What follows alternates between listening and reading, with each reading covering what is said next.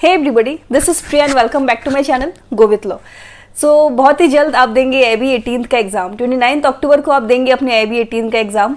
तो कई लोगों के मन में कई सारी डाउट्स है, मैंने देखा है, मुझे हर रोज मुझे कमेंट्स आ रहे हैं। तो आज सारे डाउट्स को मैं क्लियर करूंगी। और एक बात मैं आपको ये बताऊंगी कि एबी जो पेपर आप देने जा रहे हैं, तो जितने भी एबी हुए हैं उन सब में से क्वेश्चंस कहाँ से आते हैं, कैसे क्वेश्चंस फ्रेम होते हैं। तो वीडियो को प्लीज एंड तक देखिएगा, स्किप मत करिएगा। वीडियो बहुत ही ज्यादा इंटरेस्टिंग होने वाला है। और अभी तक आपने मेरे चैनल गो विथ लॉ को सब्सक्राइब नहीं किया है तो जल्दी से सब्सक्राइब करके बेल आइकन को प्रेस कर दीजिए, ताकि इसी तरह वीडियोस की नोटिफिकेशन आप सब तक पहुंच जाए। तो हम स्टार्ट करेंगे आज का वीडियो। लेकिन हाँ, वीडियो स्टार्ट करने से पहले एक जरूरी बात, कई लोग मुझसे पूछ रहे थे कि इंपॉर्टेंट केस लॉस कहाँ मिलेंगे। इंपॉर्टेंट केस लॉस के लिंक आपको डिस्क्रिप्शन पे मिल जाएगा। वीडियोस बना चुकी हूँ, बहुत सारे वीडियोस में बना चुकी हूँ एआईबी के ऊपर। कई लोगों को नहीं मिलता है वीडियोस कहाँ पर है, तो प्लेलिस्ट को चेक करिए, चैनल पे जाइए, अच्छे से सर्च करिए। कई सारे वीडियोस बना चुकी हूँ, वहाँ पे आपको मिल जाएगा। और प्लीज डिस्क्रिप्शन को चेक करिएगा, क्योंकि मैं जो भी कुछ बोलती हूँ वो सब आपको मिलेगा मेरी वीडियो के डिस्क्रिप्शन पर। और एक बात, मैंने गो विथ लॉ के नाम से एक पेज बना रखा है फेसबुक पर। अगर आपने अभी तक उस पेज को फॉलो नहीं किया है तो जल्दी से फॉलो करिए, फॉलोअर्स बढ़ाइए, क्योंकि वो पेज अभी रिसेंटली मैंने स्टार्ट किया है। तो कई लोगों को नहीं पता है उस पेज के बारे में। और लॉ से रिलेटेड अगर आप कुछ चाहे तो आप उसमें पोस्ट भी कर सकते हैं। तो आइए हम स्टार्ट करते हैं आज का वीडियो। तो देखिए, जो पहला जो क्वेश्चन है वो मुझे कई सारे लोग ये पूछ रहे थे कि बेयर एक्ट में हाईलाइट या मार्कर पेन से मार्क कर सकते हैं क्या। तो देखिए, बेयर एक्ट में किसी भी तरीके के मार्किंग अलाउ नहीं है, आप नहीं मार्क कर सकते हैं, चाहे वो हाईलाइटर हो या ब्लैक पेन हो या रेड पेन हो या ब्लू पेन हो। ठीक है, बेयर एक्ट में किसी भी तरीके की मार्किंग आप नहीं कर सकते हैं, क्योंकि वो अलाउड नहीं है। हाँ, अगर आप पेंसिल से लाइटली उसमें मार्क करें तो बात अलग है। कई सारे लोग देखिए मार्क किए हुए लेकर जाते हुए हैं, लेकिन ये डिपेंड करता है एग्जामिनर के ऊपर। अगर मान लीजिए जो इन्विजिलेटर है, जो एग्जामिनेशन सेंटर के अंदर है, जो उपस्थित है वहाँ पर, अगर उस व्यक्ति ने, जो मौजूद है वहाँ पर, अगर उस व्यक्ति ने आपके बेयर एक्ट पर ध्यान दे दिया, तब आप डांट सुन सकती हैं, वो आपको कुछ भी बोल सकती हैं। लेकिन उन्होंने अगर ध्यान नहीं दिया तो आप पेन से मार्क किए हुए बेयर एक्ट भी ले जा सकते हैं। देखिए, ये सारा कुछ डिपेंड करता है इन्विजिलेटर के ऊपर। फिर मुझसे एक जन पूछ रहे थे कि ड्रेस कोड है क्या, एआईबी 18 हम देने जाएंगे तो उसके लिए कोई ड्रेस कोड है क्या। तो देखिए, एआईबी 18 के लिए ऐसा कोई भी प्रॉपर ड्रेस कोड नहीं है। आप जो भी कुछ चाहे आप पहनकर जा सकते हैं। जो लड़कियां हैं वो साड़ी सूट में जा सकती हैं, और जो लड़के हैं वो टी शर्ट जीन्स या शर्ट पैंट में भी जा सकते हैं। तो ऐसा कोई ड्रेस कोड नहीं है। अभी तक जितने भी एआईबी एग्जाम्स हुए हैं, किसी में भी ड्रेस कोड नहीं दिया गया है।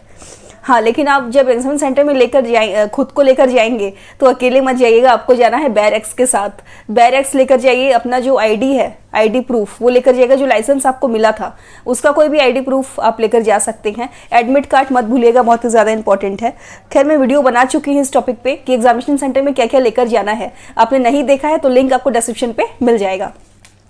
फिर मुझसे एक जन पूछ रहे थे कि सारे बेयर एक्स लेकर जाने हैं या फिर जो मेजर मैंने 6 सब्जेक्ट्स बताए थे खाली वही वाले बैरक्स लेकर जाने हैं। IPC, CrPC, Indian Evidence Act, family law, Indian constitution, Indian Penal code.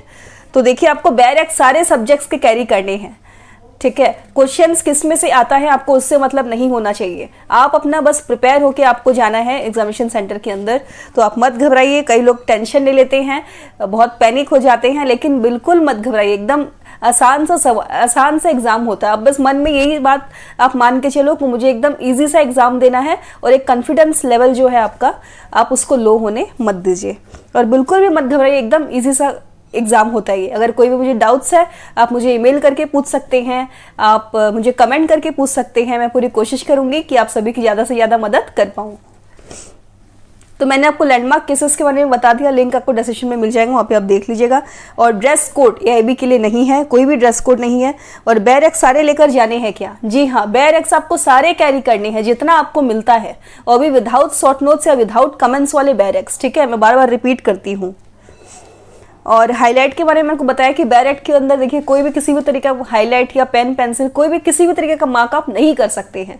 आप स्लाइटली पेन से मार्क कर सकते हैं, वो भी अगर आपके इन्विजिलेटर ने नहीं देखा तो अच्छी बात है, अगर देख लिया तो फिर आपको डांट सुनना पड़ सकता है वहाँ पे। फिर मुझसे पूछ रहे थे कई लोग। हाँ, अब देखिए, इंपॉर्टेंट टॉपिक पे मैं आती हूँ। एआईबी में क्वेश्चंस कहाँ से फ्रेम होते हैं। तो कई लोग मुझसे पूछते हैं कि बेयर एक्ट में, मतलब कई सारे क्वेश्चंस ऐसे हैं जो बेयर एक्ट में मिलता ही नहीं है। अमेंडमेंट्स वाले क्वेश्चंस हो गए ना, कई सारे केस लॉस हो गए जो हमें बेयर एक्ट में नहीं मिलता है कॉन्स्टिट्यूशन का। तो देखिए बात ऐसा है कि जो अमेंडमेंट वाले जो क्वेश्चंस है, 42nd amendment, 44th amendment, Indian constitution का मैं बात कर रही हूँ, ध्यान से सुनिएगा। अमेंडमेंट वाले जो क्वेश्चंस है वो आपको बेयर एक्ट में नहीं मिलेंगे, उसके लिए आपको रेफरेंस बुक पढ़ना होगा, कॉन्स्टिट्यूशन का जो टेक्स्ट बुक है वो आपको पढ़ना होगा, ठीक है। और ऑनलाइन आपको केसेस खोजने होंगे, लैंडमार्क केसेस, अमेंडमेंट्स वाले क्वेश्चंस। देखिए एआईबी में क्वेश्चंस कहाँ से फ्रेम होते हैं, जरूरी नहीं है कि एआईबी में क्वेश्चंस खाली बेयर एक्ट से फ्रेम होंगे या आपके टेक्स्ट बुक से फ्रेम होंगे। एआईबी में क्वेश्चंस आपने जो भी पढ़ा है अपने एलएलबी के कोर्स में, 3 सालों के कोर्स में या 5 सालों के कोर्स में आपने जो भी पढ़ा है, वो कहीं से भी क्वेश्चन पूछ सकते हैं। वो आपको टेस्ट करेंगे कि आप वकील बनने के लायक है कि नहीं, आप एक एडवोकेट, एक अधिवक्ता बनने के आप लायक है कि नहीं। तो ये जो एग्जाम होता है एआईबी का, बार काउंसिल ऑफ इंडिया, ये आपको टेस्ट किया जाता है कि आपका लाइसेंस आ गया है तो आप आगे जाके आप कैसे एडवोकेट बनेंगे, आपको बेसिक नॉलेज है कि नहीं। तो देखिए सारे के सारे ज्ञान जो है वो आपको किताबों में नहीं मिलेगा।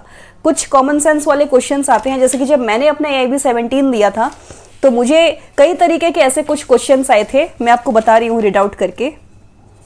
देखिए ये सारे कॉमन सेंस वाले क्वेश्चन है। देखिए suppose FIR is not registered, ये देखिए ये क्वेश्चन पेपर मैंने लिया है, ठीक है। Suppose FIR is not registered by the station house officer, what are the options that the complainant has. FIR registered नहीं किया गया है तो जो कंप्लेनेंट है उसके पास क्या क्या ऑप्शंस बचते हैं, ठीक है। फिर आपका और है, देखिए if someone lies before the court on affidavit, how it can be tackled by the advocate. एक एडवोकेट होने के नाते आप कैसे टैकल करेंगे इस सिचुएशन को। तो ये सब क्वेश्चंस देखिए आपको बेयर एक्ट या कोई भी रेफरेंस बुक में आपको नहीं मिलेगा। ये अगर आप मान लीजिए आप प्रैक्टिस कर रहे हैं कोर्ट में, तो ये प्रैक्टिकल लाइन से जुड़ी हुई बातें हो गई हैं, तो कहीं से भी क्वेश्चंस दे सकते हैं। हाँ, एआईबी में कैंडिडेट को देखिए बहुत ही ज़्यादा हेल्प होता है अगर वो प्रैक्टिस कर रहे हैं रियल लाइफ में, तो क्योंकि देखिए प्रैक्टिकल क्वेश्चंस जो आते हैं वो बिल्कुल अलग होता है किताबों से, जैसे कि मैंने आपको कहा। एक और था, देखिए हाँ, A is a tradesman in Ahmedabad, B carries on business in Delhi, B by his agent in Ahmedabad buys good of A and request A to deliver them to the Western Roadways Transport Company. A delivers the goods accordingly in Ahmedabad. A may sue B for the price for the goods. तो इसमें देखिए 4 option है, in Ahmedabad only, in either Ahmedabad और Delhi, in Delhi only, anywhere in India. तो ये जो questions मैं read out कर रही हूँ ये आपको डिस्क्रिप्शन पे मिल जाएगा। तो इस तरीके के क्वेश्चंस आते हैं, ठीक है। और फैमिली लॉ को अच्छे से पढ़ेगा, फैमिली लॉ में से कई सारे क्वेश्चंस फ्रेम होते हैं।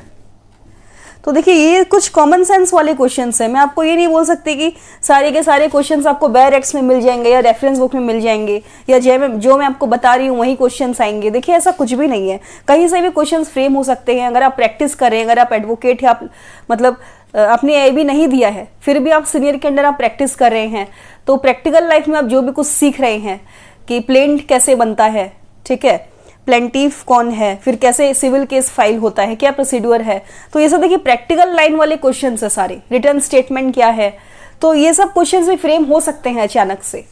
तो आपको वेल प्रिपेयर्ड रहना है, आपको थोड़ा सा देखिए अपने दिमाग का भी इस्तेमाल करना है कि एज एन एडवोकेट आपके पास आपने कोई एक्सीडेंट देख लिया, कोई इंसिडेंट देख लिया, तो आप क्या करेंगे, आप सबसे पहले क्या करेंगे, आप क्रिमिनल कंप्लेन देंगे या एफआईआर रजिस्टर कराएंगे। तो देखिए ये सब क्वेश्चंस मैं आपको नहीं बता सकती कि बेयर एक्ट में मिलेगा या रेफरेंस बुक में मिल जाएगा आपको, ठीक है। तो ये कुछ डाउट्स थे जो कई लोग मुझसे पूछ रहे थे कि एआईबी में क्वेश्चंस कहाँ से फ्रेम होते हैं, तो मैंने आपको बता दिया। एआईबी में क्वेश्चंस देखिए कहीं से भी फ्रेम हो सकते हैं, ऐसा कुछ नहीं है। टेक्स्ट बुक से भी आ सकता है, प्रैक्टिकल लाइफ में जुड़ी बातें वो पूछ सकते हैं आपसे कि आपने 3 साल और 5 साल के एलएलबी कोर्सेस में आपने क्या सीखा, क्या पढ़ा आपने। मैंने अभी जो आपको 2-3 क्वेश्चंस बताए वो सब पूछ सकते हैं। एआईबी 17 में देखिए मुझसे पूछा गया था, तो मैंने भी देखिए बहुत दिमाग लगाकर शांत दिमाग से सोच समझ के मैंने अपना पेपर सॉल्व किया था। अमेंडमेंट वाले क्वेश्चंस मैंने आपको बता दिया, कॉन्स्टिट्यूशन स्पेशली जो है कई सारे अमेंडमेंट्स वाले क्वेश्चंस आते हैं, केस लॉज आते हैं, तो वो सब देखिए आपको उसके लिए स्पेशली आपको केसेस को रिफर करना पड़ेगा। आपको ऑनलाइन केसेस मिल जाएंगे और जो आपके टीचर्स ने आपको बताया है इंपॉर्टेंट, आप कॉन्स्टिट्यूशन की आप बुक देखिए, वहाँ पे आपको इंपॉर्टेंट केसेस मिल जाएंगे। नेट में देखिए, ऑनलाइन आपको मिल जाएंगे, ठीक है। तो ये सब कुछ और अगर कई लोग मुझसे ये भी पूछ रहे थे कि जो मैंने आपको बताया है, स्पेशली मैंने 6 सब्जेक्ट्स के बारे में बताया था कि आईबी में आपको जो फोकस करना है मेनली 6 या 7 सब्जेक्ट मैंने आपको बताए थे, IPC, CrPC, Indian Evidence Act, family law और सीआरपीसी, आईपीसी हो गया, सीपीसी हो गया, सिविल प्रोसीडियर कोड। तो ये 6 सब्जेक्ट्स में से कई लोग इंपॉर्टेंट क्वेश्चंस पूछ रहे थे, तो वीडियोस देखिए ऑलरेडी बना हुआ है। और फिर भी अगर आप चाहते हैं मैं सेपरेट वीडियो बनाऊं तो प्लीज़ मुझे कमेंट में ज़रूर बताइएगा। और भी कोई डाउट्स है, कुछ भी जानना चाहते हैं आप, एआईबी से जुड़ी कोई भी बातें, कोई भी डाउट्स है, तो प्लीज़ मुझे कमेंट में ज़रूर बताइए। और हाँ, do follow my FB page, go with law के नाम से है। और इंस्टाग्राम पे अगर अभी तक आपने मुझे फॉलो नहीं किया है तो इंस्टाग्राम की आईडी गो विथ लॉ 2020, आपको लिंक डिस्क्रिप्शन पे मिल जाएगा। और कोई भी डाउट्स है मेरे प्रीवियस वीडियोस को देखिए, मेरे प्लेलिस्ट को चेक करिए। एआईबी के ऊपर मैंने प्लेलिस्ट बना रखा है, कई सारी वीडियोस हैं एआईबी के अंदर, ठीक है। एआईबी में जो भी वीडियोस यूज़फुल लगा मुझे, आप सभी को पता होना चाहिए, तो मैंने बना दिया, ठीक है। और कोशिश यही है कि मैं पूरी से पूरी मदद कर पाऊँ आप सभी की। तो कोई भी डाउट्स है तो मुझे कमेंट में ज़रूर बताइएगा, ठीक है। और मैं क्या बोलूँ, मेरी ईमेल आईडी है प्रिया गोयल के नाम से, वो भी आपको लिंक डिस्क्रिप्शन में मिल जाएगा। तो मैं पूरी कोशिश कर रही हूँ कि मैं तहे दिल से आप सभी की मदद कर पाऊँ, किसी का भी एआईबी में बैक नहीं लगे, सब लोग क्लियर कर ले अपने AIB 18। So wish you all the best for your AIB exam. और कोई डाउट्स है तो मुझे कमेंट में ज़रूर बताइएगा। See you guys in the next video. Bye bye, take care everyone.